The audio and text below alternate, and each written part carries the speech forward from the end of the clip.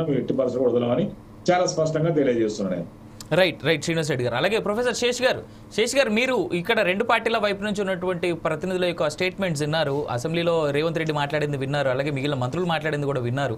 అసలు ఏం జరుగుతుంది అనేటువంటి విషయం మీద మీకు పూర్తి అవగాహన ఉందని కూడా నేను అనుకుంటా ఉన్నాను. కాబట్టి శేష్ గారు మీ కామెంట్స్ ఏంటి దీనిపైన? అందరికీ నమస్కారం. కాంగ్రెస్ ప్రభుత్వం తెలంగాణలో అధికారంలోకి వచ్చిన తర్వాత ఈ సంవత్సర కాలంలో గత ప్రభుత్వములో జరిగినటువంటి అవకతవకలపైన ఆరోపణలపైన జ్యుడిషియల్ ఎంక్వైరీస్ వేస్తుంది, విచారణ కమిటీలు వేస్తుంది అనే విషయాన్ని మనం చూస్తున్నాం. కాళేశ్వరం పైన ఒక జ్యుడిషియల్ ఎంక్వైరీ కమిషన్ నడుస్తుంది.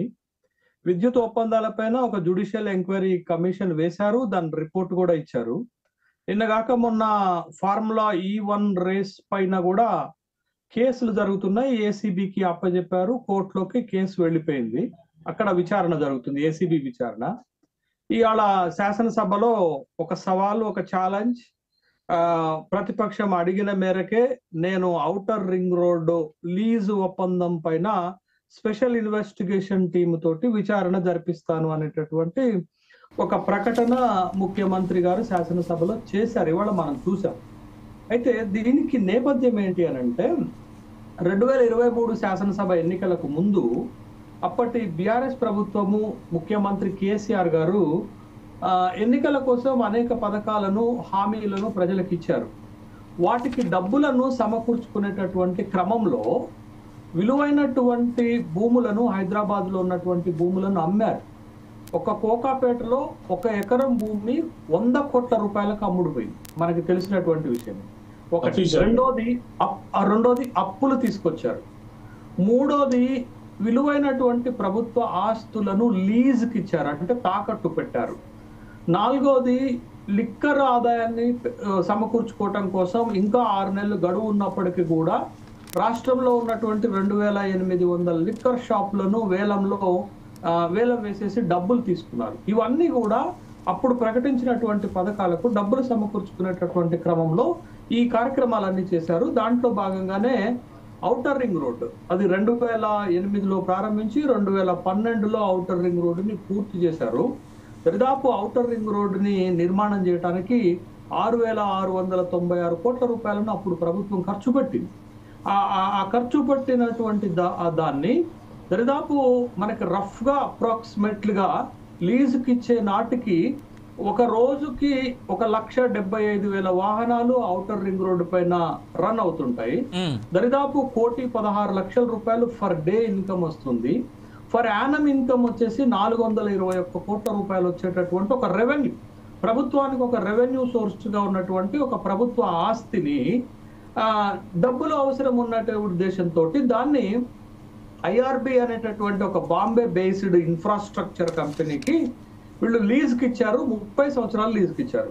అక్కడ మనం గమనించాల్సింది ఏంటంటే దరిదాపు ఈ బిడ్డింగ్ పిలిచినప్పుడు 11 సంస్థలు బిడ్ వేశాయి. 4 సంస్థలు అర్హత సంపాదిస్తే ఐఆర్బి అనేటటువంటి సంస్థ ఎక్కువ కోట్ చేసింది. యాక్చువల్గా అప్పుడు హెచ్ఎండి ఆశించింది ఎంత అంటే ఈ లీజ్ వల్ల 30 సంవత్సరాలకు లీజ్ ఇవ్వటం వల్ల 6,000 కోట్ల రూపాయలు సమకూరుస్తాయని అనుకుంటే, బట్ ఈ ఐఆర్బి అనేటటువంటి సంస్థ 7,380 కోట్ల రూపాయలకు బిడ్ వేయటం వల్ల 7,380 కోట్ల రూపాయలు ఎక్కువ ఆదాయం వస్తుందని ఆ కంపెనీకి ఇచ్చేశారు. అంటే లీజ్ ద్వారా 30 సంవత్సరాల లీజ్ ద్వారా ప్రభుత్వానికి సమకూర్చినటువంటి ఆదాయం 7,380 కోట్ల రూపాయల ఆదాయం అప్పుడు వచ్చింది.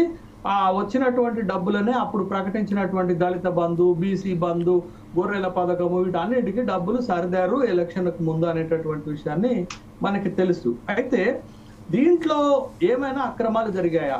ఇంత ప్రభుత్వ ఆస్తిని మీరు 30 సంవత్సరాలకు లీజ్కి ఇవ్వటం వల్ల ప్రభుత్వానికి వచ్చేటటువంటి ఆదాయం తగ్గిపోయింది అని ఒక పక్క ప్రభుత్వ పెద్దలు అంటే కోమటిరెడ్డి వెంకటరెడ్డి, బట్టి విక్రమార్క, ముఖ్యమంత్రి గారు చెప్తున్నారు.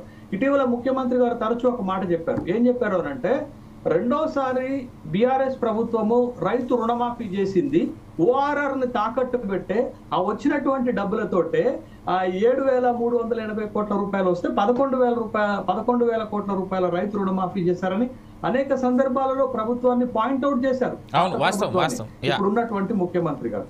కాబట్టి ఈ రింగ్ రోడ్డు మీరు కట్టేటప్పుడు కూడా అనేక రకాలైనటువంటి ఆరోపణలు వచ్చాయండి. ఏంటి అప్పుడు రాజశేఖర రెడ్డి గారు రింగ్ రోడ్ మొదలు పెట్టినప్పుడు భూసేకరణ సమస్య అయింది.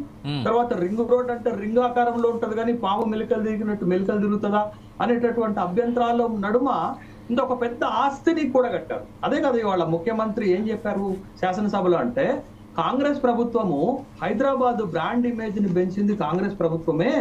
మేము గోదావరి జలాలు తెచ్చాం, ఔటర్ రింగ్ రోడ్ ని మేమే కట్టాం, ఎయిర్పోర్ట్ శంషాబాద్ ఎయిర్పోర్ట్ ని మేమే కట్టాం, మెట్రో మేమే తెచ్చాం, ఐటీ ఇండస్ట్రీస్ ని మేమే తెచ్చాం, తర్వాత ఫార్మా ఇండస్ట్రీస్ ని మేమే తెచ్చాము.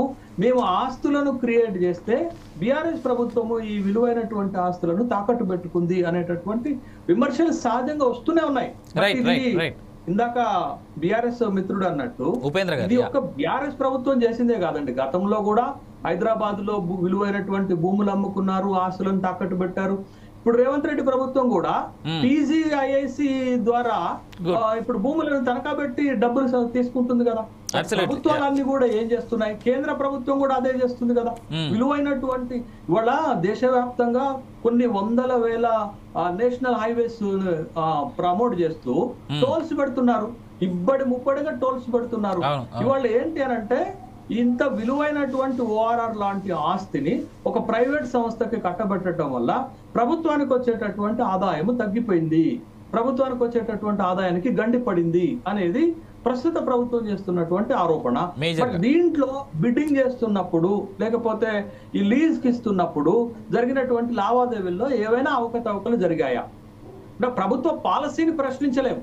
ప్రభుత్వ పాలసీని నిర్ణయిస్తున్నటువంటి సందర్భంలో ఈ లీజ్ కి ఒక ప్రైవేట్ సంస్థకి ఇస్తున్నటువంటి సందర్భంలో అవలంబించిన విధానాలు ఏంటి, బట్ ఎంత ఫండ్స్ ట్రాన్స్ఫర్ చేశారు, బట్ ఏ విధమైనటువంటి కరప్షన్ జరిగింది. ఇవాళ ఫార్ములా E1 రేస్ లో కూడా అదే సమస్య కదా. బట్ దాంట్లో జరిగిన అవినీతి ఎంత, ఫండ్స్ ట్రాన్స్ఫర్ అయ్యాయి, నిబంధనలకు అనుగుణంగానే ఇచ్చారా, నిబంధనలు వైలేట్ చేశారా అనే దాని మీదనే కదా ఏసీబీ ఎంక్వైరీ జరుగుతుంది.